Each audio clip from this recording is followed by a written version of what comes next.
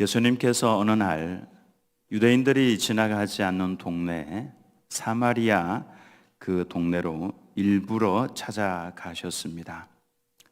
일부러 찾아가셨다는 것은 목적이 있다라는 뜻이죠. 그곳에 한 여인을 만나기 위해서였습니다. 이 여인은 자신의 부끄러운 죄들을 숨기고 남몰래 고민하면서 살아가고 있는 우리 현대인들의 모습을 보여주고 있는 인물입니다. 우물로 물을 기르러 이 여인이 나왔는데요. 그때가 정오였습니다. 낮 12시. 이스라엘에 가보신 분들은 이제 생각이 드시겠지만 이때 온도가 40도에 육박합니다. 그래서 유대인들은 이 시간 12시부터 2시 이 정도 시간에는 바깥 출입을 하지 않습니다. 너무 더워서. 그래서 집에서 낮잠을 자거나 그늘에 앉아있는 쉬는 그런 모습을 보여주는 시간이 딱 이때인데, 아무도 나오지 않는 이 시간에 그 떼약볕에 한 여인이 물을 길러 나왔습니다. 그 이유는 사연이 있겠죠. 다른 사람들의 얼굴을 마주치고 싶지 않은 겁니다. 사람들이 이 여인을 보면은 서로 수군수군대면서 손가락질하고 사람 취급하지 않고 못 본 척하고, 얼마나 마음이 괴롭고 힘이 들었겠습니까? 사람들에게서 따돌림을 받는다, 손가락질을 받는다, 죽고 싶은 마음이었을 겁니다. 참 이 여인은 죽지 못해서 살아가는 그와 같은 사람을 대변해 주고 있는 거죠. 그런 여인에게 예수님께서 다가가셔서 물을 좀 달라고 하시면서 대화를 시도하셨습니다. 처음에는 단순히 우물물 이야기를 하시다가 나중에 예수님께서는 이 여인에게 그런 말씀을 하죠. 내가 지금 너에게 물을 달라고 하고 있지만은 네가 내가 누구인지 안다면은 너가 나에게 물을 달라고 요구를 했을 것이고 내가 너에게 영원히 목마르지 않는 놀라운 물을, 생수를 줄 것이다, 이렇게 말씀을 하셨습니다. 그때 이 여인이 그 이야기를 듣고 있다가 아마도 진정으로 말을 했는지는 모르겠습니다만, 그런 물이 있으면 저에게도 좀 주셔서 여기에 물길로 오지 않도록 해 주십시오. 아마도 이게 무슨 물인지 잘 모르고 이야기했을 겁니다. 그런 물이 있다면 정말 받고 싶은 마음이 있었던 것이죠. 그런 생수가 있다면 저에게 좀 주셔서 다시는 목마르지 않게 해주시고 여기에 우물에 물길로 오지 않도록 해 주십시오. 사람들을 만나는 것이 얼마나 괴로웠는지 충분히 알 수 있는 표현이죠. 이 여인의 말 속에는 인생의 만족감이 전혀 없었고, 그가 힘든 삶, 사람과 사람 사이에서 교제하며 대화하며 사랑하며 도와주며 살아가야 되는데 그게 아니라 손가락질 당하고 외톨이고 눈물 없이는 살 수 없는, 죽지 못해서 살아가는 인생임을 알 수가 있습니다. 그래서 이 여인은 무엇인지는 좀 모르지만 예수님께서 말씀을 하신 그 영원히 목마르지 않고 끊임없이 솟아나게 해주겠다라고 하는 그 생수에 대한 욕심이 생긴 겁니다. 근데 이 마음이 생기도록 유도하신 분이 누구냐 하면은 바로 예수님이시다라고 하는 것입니다. 처음에 우리가 예수님을 믿으면은 무엇인가 좋은 것이 있는 것 같은데 그게 정확하게 무엇인지는 잘 몰라도 그걸 가지고 싶다는 생각이 듭니다. 예수님을 믿으면 그런 생각이 듭니다. 이미 믿고 있는 성도라면 내가 지금까지 예수님을 믿고 있는데 나도 주님 때문에 기뻐하고 즐거워하고 참다운 구원의 기쁨을 좀 누리면서 살아가고 싶다. 나도 감격스러운 삶을 살아가고 싶다. 기쁨을, 천국의 기쁨을 좀 맛보면서 살고 싶은데 라고 하는 기대감이 만약에 여러분 마음 가운데 생긴다면 그것은 예수님께서 넣어주신 마음입니다. 마치 이 폐인이 되어서 살아가고 있던 수가성의 물길로 나온 여인의 마음 속에 그런 생명수가 있으면 좀 마시고 싶습니다. 이런 기대감이 생기도록 유도하신 분이 예수님인 것처럼, 그리고 오늘 처음 교회를 나오신 분들이라면 나도 예수님을 믿고 구원을 받고 싶다. 하나님이 계신다면 내게도 무엇인가 좋은 것을 좀 주시면 좋겠다 라고 하는 기대감이 생긴다면 그 기대감은 예수님께서 이미 여러분 마음 가운데 말씀을 하고 계시는 것이고 설득을 하고 계시는 하나님의 역사가 시작이 되었다라고 하는 것입니다. 하나님의 백성이 아니면 아예 관심 자체가 없습니다. 근데 예수님께서는 사마리아 여인에게 그와 같은 생명수, 이 생수는요, 생명수라고 해도 틀린 말이 전혀 아닙니다. 그와 같은 생명수를 좀 달라고 하는 사마리아 여인에게 갑자기 찬물을 끼얹는 말씀을 하시죠. 이것이 오늘 우리에게 아주 중요한 주제의 말씀입니다. 갑자기 대화가 차단이 되고 분위기가 싸해지는 느낌입니다. 예수님께서 이런 말씀을 하시죠. 가서 너의 남편을 불러와라. 좋은 분위기에서 대화를 하던 중이었는데 예수님께서는 내게는 영원히 목마르지 않는 생수가 있다. 13절과 14절 말씀을 한번 같이 읽어보겠습니다. 13, 14절입니다. 시작. 예수께서 대답하여 이르시되 이 물을 마시는 자마다 다시 목마르려니와 내가 주는 물을 마시는 자는 영원히 목마르지 아니하리니 내가 주는 물은 그 속에서 영생하도록 솟아나는 샘물이 되리라. 얼마나 놀라운 말씀입니까? 이 여인은 지금까지 태어나서 단 한 번도 들어보지 못한 놀라운 말씀이었습니다. 이 우물물을 마시면 다시 목이 말라서 마셔야 되겠지만은, 그러나 내가 주는 물을 마시면 영원히 목마르지 아니할 것이고 이 물은 너의 속에서 영생하도록 솟아나는 샘물이 될 것이다. 놀라운 말씀이죠. 그 말을 듣는 순간 그 물이 있다면은, 있는지는 모르겠지만 일단 있다면은 좀 받고 싶습니다. 내 안에서 영생하도록 솟아나는 샘물, 이 표현 속에는요 영원한 삶, 천국에서의 영원한 삶이 내포되어 있는 표현입니다. 즉 구원의 의미가 들어있는 말씀이죠. 근데 이 물은 그러니까 보통 물이 아닙니다. 세상에서는 억만금을 주고도 받을 수 없는 그와 같은 물이죠. 영원한 생명을 누릴 수 있는 아주 독특한 값진 물이다라고 하는 것입니다. 이 말씀을 예수님께서 하시는 이유는 내가 너에게 이 물을 좀 주고 싶다라고 하는 의미죠. 그래서 여인이 덥석 붙잡았던 것입니다. 그런 물이 있으면 저에게 좀 주십시오. 이 좋은 분위기에서 예수님께서 툭 던지신 말씀이, 그래, 그럼 내가 그 물을 줄게. 가서 이 남편을 불러와라. 왜 그렇습니까? 이 영원한 생명수를 받기 위해서는 먼저 해결해야 할 문제가 있는데 그 문제가 바로 남편 문제였다라고 하는 것입니다. 예수님께서는 이미 이 여인의 삶을 다 알고 계십니다. 이미 만나시기 전부터 전능하신 하나님이셨기 때문에 이 여인이 얼마나 고통스러워하고 있고 얼마나 죽고 싶은 마음을 가지고 이렇게 살아가고 있는지 이미 다 알고 계셨던 것입니다. 그래서 이 여인을 만나러 일부러 유대인들은 찾아가지도 않는 그 사마리아 그 성으로 찾아가셨던 것이죠. 주님은 다 알고 계십니다. 내가 아무리 골방에 숨어 있다고 할지라도 다 아십니다. 바다 속에 들어가 숨는다 할지라도, 우주에 가서 숨는다고 할지라도, 깊은 강원도 산골짜기 골짜기에 숨어서 홀로 살고 있다고 할지라도 하나님께서는 다 아신다라고 하는 것입니다. 내가 아무도 모르게 은밀한 일을 해도 주님께서는 다 보고 계시는 거죠. 이 사마리아 여인의 신부는 좋은 사람이 아닙니다.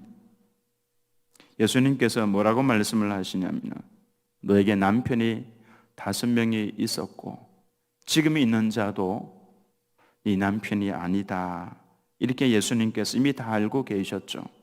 참 이 예수님의 말씀 한 말씀 들어보면 이 여인은 정말 기구한 인생을 살고 있는 겁니다. 한 번밖에 살지 않는 인생인데 얼마나 그 삶이 힘이 들고 어려웠겠습니까? 한 여인이 5명의 남자를 거쳐왔고 지금 있는 6번째 남자도 자기 남편이 아닙니다. 사실 이 여인도 처음에 순수한 소녀의 모습에 있었고 아름다운 가정, 행복한 가정을 꾸리고 싶었던 여인입니다. 근데 이러저러한 이유로 인해서 남편을 1명, 2명, 3명, 4명, 5명까지 바꾸었습니다. 자신의 잘못일 수도 있고 자신의 잘못이 아닐 수도 있고 인생이 어찌 내 마음대로 되겠습니까? 내 마음대로 되지 않는 그 인생 속에서 참 폐인처럼 그렇게 던져져 있는 그런 여인이었습니다. 그 가정에 무슨 웃음이 있고 무슨 행복이 있겠습니까? 하루하루가 돌을 씹어 먹는 듯한 그런 하루하루 시간이었겠죠. 이 여인은 누가 바라보아도 죄인이었습니다. 자신도 스스로 그렇게 인정을 하고 있는 죄인이었습니다. 그 마음 속에는 무거운 죄가 또 죄의식이 자신의 양심을 짓누르고 있었고 마음이 산산조각이 나 있고 웃어도 웃는 것이 아닙니다. 아마도 위에 병이 있었을 겁니다. 눈을 뜨나 눈을 감으나 언제나 어둠의 세계를 헤매고 있었고 그 웃음에는 항상 슬픔이 있었습니다. 눈동자에는 우수가 가득 차 있는 왜 살아야 하는지 이유를 전혀 알지 못하는 예수님께서는 이 여인을 보시고 무엇이 문제인지를 이미 알고 계셨습니다. 그래서 이 여인을 살리시고자 하신 말씀이 이겁니다. 생명수를 주시면서 그 이 여인에게 영원한 생명을 주고 싶었습니다. 짓눌려서 살고 있는 이 여인에게 진짜 웃음을 주고 싶었고 해방감을 주고 싶었고 영원한 생명을 주고자 하셨습니다. 그래서 하신 말씀이 남편 불러와라 그 말씀입니다. 우리가 예수님이 주시는 이 새로운 생명, 영원한 천국의 삶을 누리기 위해서는 죄와 죄의식에서 반드시 해방이 되어야 합니다. 두 부류의 사람이 있습니다. 죄의식이 전혀 없는 사람과 죄의식을 무섭게 가지고 있는 사람입니다. 죄의식을 무섭게 가지고 있는 사람은 자기만이 알고 있는 죄, 그게 눌려서 살고 있는 사람입니다. 이 사람들은 남에게 말은 하지는 않지만 마음속에 두려움과 공포를 안고 살아가고 있죠. 가책을 받고 있습니다. 가정에 무슨 일만 생기면 내 죄 때문에 이런 일이 생기는 것 아닌가 때문에 계속해서 눌리고 그리고 불안해하는 사람들입니다. 예수님께서는 이와 같은 사람들을 불쌍히 여기셨습니다. 또 한편으로 죄의식이 전혀 없는 사람은 사실 그 사람의 삶을 보면 나쁜 일을 하지 않는 것 같습니다. 도덕적으로 어느 정도 깨끗해 보이는 삶을 살고 있는 것 같습니다. 근데 하나님께서 어떤 면에서 가장 경계하시고 싫어하는 사람이 바로 이와 같은 부류의 사람입니다. 왜냐하면 이 사람이 하는 말은 이렇습니다. 나는 죄가 없다. 내가 무슨 죄를 범했냐고 이렇게 이야기를 하는 사람입니다. 그래서 내가 의롭거나 양심적으로 살아왔기 때문에 예수님의 죄 용서 나는 그와 같은 거 필요 없다라고 말을 하는 사람들입니다. 근데 알고 보면은 그 안에 해결할 수 없는 죄를 숨기고 살고 있죠. 그러면서도 내가 왜 죄인이냐고 이런 생각을 가지고 늘 다른 사람을 아래로 쳐다봅니다. 깔보는 것이죠. 자기 기준에서 남을 비판을 하고 있습니다. 하나님께서는 이와 같은 교만을 매우 싫어하십니다. 본문의 여인은 큰 죄의식을 가지고 살고 있습니다. 이런 죄의식을 가지고 있으면은 생명수를 받을 수도 없고 또 그 맛을 누리지도 못합니다. 예수님께서는 이 여인에게 생명수를 주시기 위해서 남편 문제를 거론을 했죠. 이 문제가 해결이 안 되면은 영원한 구원의 기쁨을 누릴 수가 없는 것입니다. 지금 이 시간에도 주님께서 오셔서 여러분 개인을 마음을 다 살펴보고 계시면 너는 이 문제가 해결이 되어야 돼. 그렇지 않으면은 진정으로 나를 만날 수는 없어. 여러분 죄의식은 참으로 무서운 겁니다. 가서 네 남편 불러오라는 말씀을 예수님께서 하셨을 때 이 여인은 아마도 충격을 받았을 겁니다. 주춤거렸을 겁니다. 어떻게 대답을 할까? 지금 같이 살고 있는 이 남자도 그래, 지금 내가 같이 살고 있으니까 저는 남편이 있습니다. 이렇게 말을 해도 될 것 같은데 이 여인은 이렇게 대답을 합니다. 저는 남편이 없습니다. 근데 예수님께서 놀랍게도 이 여인의 그 대답을 기쁘게 받으셨습니다. 네 말이 옳다. 너는 남편이 없다. 너에게 남편 5이 있었지만은 그리고 지금 살고 있는 그 남자도 네 남편이 아니지. 그러면 주님께서는 왜 이 남편이 없다는 여인의 말을 기쁘게 받으셨습니까? 이 여자는 지금 남자하고 살기는 살아도 자신은 정상적인 삶이 아니다라고 하는 것을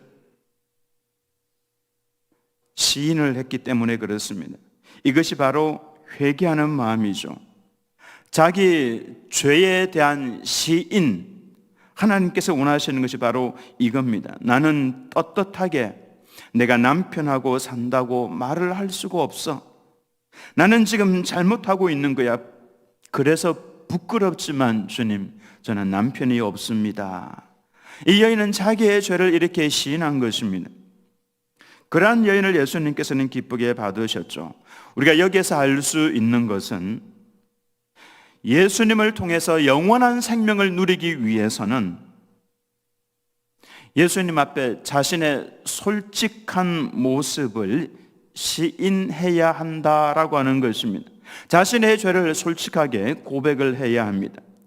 사람에게는 말하지 않아도 괜찮습니다. 그러나 내 마음을 보고 계시는, 다 알고 계시는 주님에게는 숨길 필요가 없습니다. 그 솔직하게 고백을 해야 합니다. 고백하지 않으면 내 뼈가 상한다라고 말씀을 하고 있죠.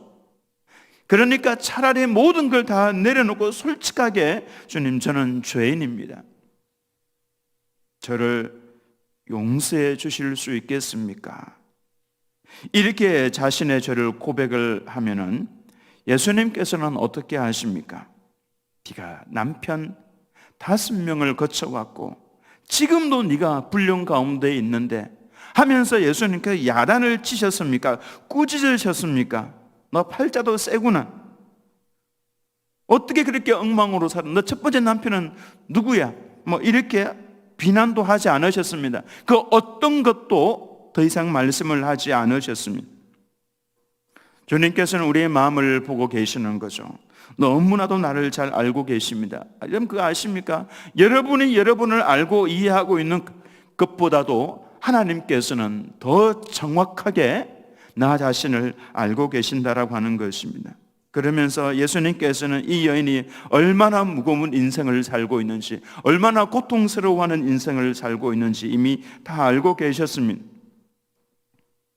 그래서 더 찔러서 그 마음에 상처를 주시지 않는 겁니다. 주님께서 원하시는 말씀은 딱 이 한마디죠. 주님, 제가 죽을 것 같습니다. 제가 죄인입니다. 저를 용서해 주시기 바랍니다. 라고 하는 이 말씀을 하나님께서는 듣기를 원하신다라고 하는 겁니다. 여러분 자녀가 부모에게 잘못을 범했는데 부모는 이미 그걸 다 보고 알고 있습니다. 그럼에도 불구하고 다 속이고 그냥 행복한 척 잘 지내고 있는 척 그렇게 한다면 부모의 마음은 더 아픈 겁니다. 근데 잘못했습니다. 사실 제가 이러이러하게 했습니다. 그래서야 부모와 자녀와의 관계가 회복이 되는 것이고 그때부터 이 자녀는 진짜 웃음을 웃을 수가 있는 겁니다. 예수님에게 솔직하게 저는 남편이 없습니다. 이 말 한마디 속에는 얼마나 많은 그의 아픔들이 포함이 되어 있겠습니까? 저도 용서를 받을 수가 있습니까? 저 인생 이렇게 엉망으로 살아왔는데 저도 남아있는 삶을 새롭게 살아갈 수가 있겠습니까? 새 생명을 누리면서 살아갈 수가 있겠습니까? 저도 진짜 웃으면서 살아갈 수가 있겠습니까? 그 말이죠. 그때 예수님께서 하신 말씀이 있습니다. 이 여인이 예수님을 보면서 메시아가 오신다면, 구원자가 오신다면 이 모든 것들을 다 해결을 해 주실 수가 있는데, 이 말씀을 예수님께 딱 드리니까 예수님께서 그러시죠. 내가 바로 그 메시아다. 내가 아직까지 누구에게도 내가 메시아라고 하는 것을 밝히지 않았지만은 내가 처음으로 너에게 밝힌다. 내가 너를 구원해 줄 수 있는 메시아다. 예수님께서는요, 그동안에 한 번도 자신이 누구인지 메시아인지를 밝히지 않으셨습니다마는 자신의 죄를 솔직하게 고백하면서 저도 좀 살려주십시오, 저도 용서받고 싶습니다 라고 이야기를 하는 그 여인에게 예수님께서는 자신이 메시아임을 공식적으로 이렇게 밝혀주셨습니다. 그만큼 예수님께서는 자신의 죄악을 솔직하게 고백하는 그 사람을 기뻐하신다라고 하는 것입니다. 내가 바로 네가 찾고 있던, 기다리고 있던 그 메시아다. 그랬을 때 이 여인이 어떻게 합니까? 28절과 29절을 보면 여자가 물동이를 버려두고, 물동이는 이 여인이 살아갈 수 있었던 유일한 도구였습니다. 목이 마르면은 그 목을 죽일 수 있는 유일한 도구가 이 물동이었죠. 그걸 내버려 둡니다. 그리고는 동네로 뛰어 들어갑니다. 사람들에게 이르되 내가 행한 모든 일을 내게 말한 사람을 와서 보라, 이는 그리스도가 아니냐 하니, 그동안에 내가 했던 그 일 때문에 숨어서 살고 사람들에게 손가락질 받으면서 누구도 말을 안 했으면 좋겠다라고 생각했는데 이제 그 일을 자신이 스스로 이야기하는 겁니다. 동네로 뛰어 들어갔습니다. 사람들을 직접 찾아갔습니다. 소리를 질렀습니다. 왜냐하면 그 안에 기쁨이 충만했기 때문에 그렇습니다. 수십 년 동안 마음을 짓누르고 있었던 죄의 짐이 한순간에 다 사라지는 것을, 이제 내가 새로운 생명을 살 수 있구나. 그래서 사람들을 향해서, 동네 사람들을 향해서 뛰쳐갔던 것입니다. 완전히 용서받은 여인의 모습이죠. 사람이 변했습니다. 숨을 살던 사람이 이제 드러내어 놓고 소리를 지르고 있는 겁니다. 예수님을 믿고 변화를 받으면 숨기지 못합니다. 남편이 나를 보고 당장 압니다. 이전에 내 아내가 아닌데 대체 무슨 일이 일어난 거야? 자녀들도 친구들도 딱 보면 압니다. 얼굴 표정만 봐도 압니다. 우수가 가득했었는데 달라졌다라고 하는 것입니다. 이 여인도 똑같습니다. 나의 변화된 모습을 누구에게 숨깁니까? 마음에 억눌려져 있던 것이 사라졌는데 숨어 살 필요가 없는 것이죠. 주님이 주시는 이 놀라운 생수는 굉장한 것입니다. 중국에 크리스천들을 위해서 기도해 주십시오라는 그 글을 읽어보니까 중국에는 지하교회 성도들이 있죠. 물론 겉으로 드러나 있는 삼자교회가 있습니다만은 삼자교회에서는 성경도 다 제한되어 있고 변경이 되어 있습니다. 중국의 지하교회 성도들은요, 사실 다 따져보면 셀 수 없습니다. 수천만 명이라고 그럽니다. 수천만 명이 중국의 지하교회에서 놀라운 부흥이 일어나고 있죠. 공산당국에서 지하교회 성도들, 교회를 찾아가서 그 사람들을 다 잡아갈 수는 없습니다. 너무 많으니까 지도자를 끌고 갑니다. 지도자, 말씀을 전하는 지도자를 끌고 가는 것이죠. 그러면은 놀랍게도 또 다른 지도자가 일어나서 말씀을 막 선포합니다. 또 끌고 갑니다. 그러니까 이제 그 부인들이 일어나서 또 말씀을 전합니다. 그러다가 또 끌려가서 행방불명이 되어버립니다. 놀랍게도 핍박을 받으면 받을수록 크리스천의 숫자가 계속 늘어나고 있다고 하는 것입니다. 중국 공산당도 자신들의 힘으로 기독교를 막을 수 없다라고 하는 것을 알고 있습니다. 무서워합니다. 기독교인들을 무서워하고 있는 것이죠. 왜냐하면 하나님의 놀라운 역사가 자꾸만 여기저기에서 일어나니까 이들이 어떻게 막아도 막을 수 없다라고 하는 것을 그들이 알고 있습니다. 왜 자꾸만 일어납니까?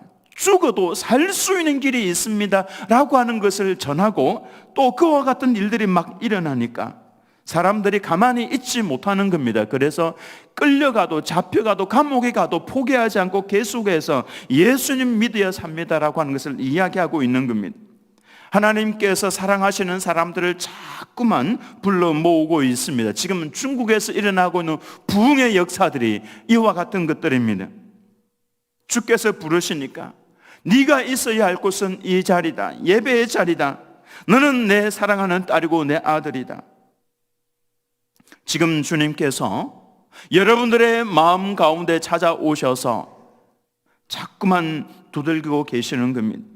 이 기회를 놓치면 영영이 놓칠 수도 있습니다. 왜냐하면 내 일은 내가 어떻게 될지 모르기 때문에 그렇습니다.